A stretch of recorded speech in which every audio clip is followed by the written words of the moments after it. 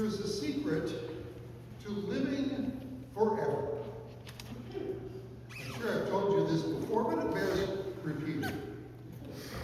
An ancient Tibetan mystic, hundreds of years old, told me this.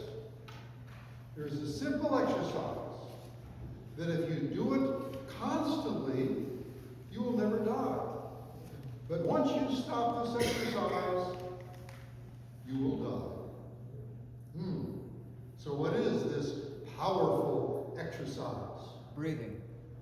Yes. Breathe in, breathe out.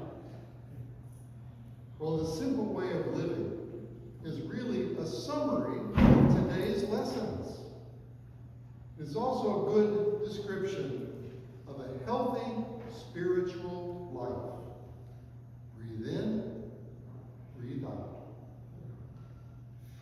Isaiah describes the process of breathing in, living in authentic relationship with your God.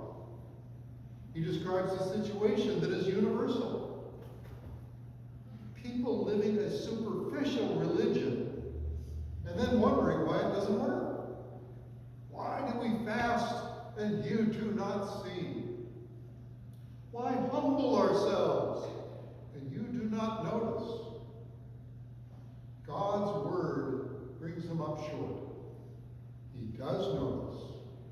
He notices when people act holy one day of the week, but then mistreat their workers and do violence to one another for the rest of the week. Of course, this is not pleasing to God. What God wants from us is like breathing in, taking the living presence of God into ourselves. And that was indeed the summary of the second lesson of Christ in us. We are in Christ, Christ is in us. God wants from us is like breathing in, taking the living presence of God into ourselves and letting ourselves be changed, allowing ourselves to grow inside. God does not want us simply to follow the rules of a complex religion. God wants a living and loving relationship with us. God wants us to relate to God as a person, not as an abstract concept. And just like in human relationships, when we relate to God with our hearts and our lives, there will be results. God will hear us. God responds to us with grace, freely given and freely received. We will cry out to God for help, and he will say, "Here I am." The spiritual process of breathing in, taking God's life-giving spirit into us, can also be summarized in a phrase that we perhaps know well: to know Christ. The goal of our religion, our faith, our life as Christians is to know Christ. Not just to know about him, not just to know about our church. That is the superficiality that Isaiah warns about. Because God, because Christ, because the Holy Spirit are living persons, we can know them as living persons. Just as they, our God, wants to live in a grace-filled relationship with us. Breathe in and live. In the gospel, Jesus describes what is expected of us as we live into that grace-filled relationship: to breathe out. Yes, God gives us grace and life because God loves us. But we also have been given these gifts to share with others. Isaiah describes the breakdown that occurs when we do not share the material and social wealth that God has given us. Jesus also lays out the challenge to share the spiritual riches that God wants to give to the world through us. You are the light of the world. The three wise guys knew where to find Jesus because of the special star that God put into the night sky.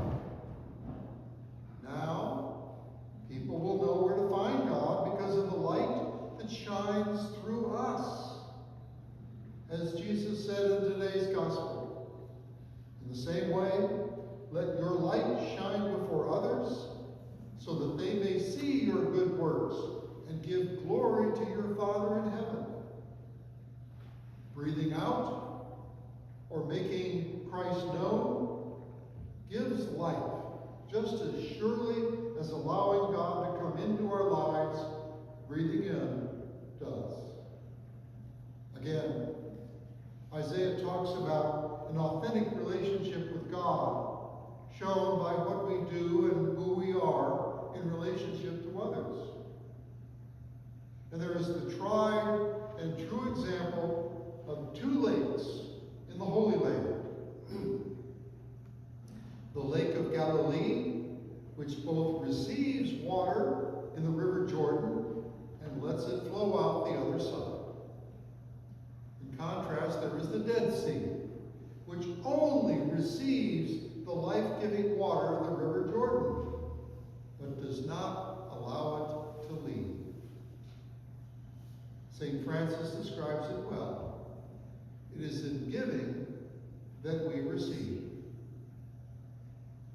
The lessons today describe a healthy, lively relationship with God, breathing in, breathing out, that applies both to us as individuals and to us as a church.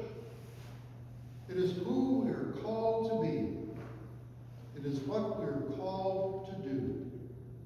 It is our job description, to know Christ and to make him known. But it is not an easy job. In fact, it's impossible. Because we are sinful creatures of God, and that was sort of the theme that's been going on through the lessons as well, the need to repent, the need to reform. Because we are sinful creatures of God, we could not be effective lights to the world without God in us. But what we can do, we are called to do, and to be what we are called to be because of the miracle of Epiphany. God has come to us,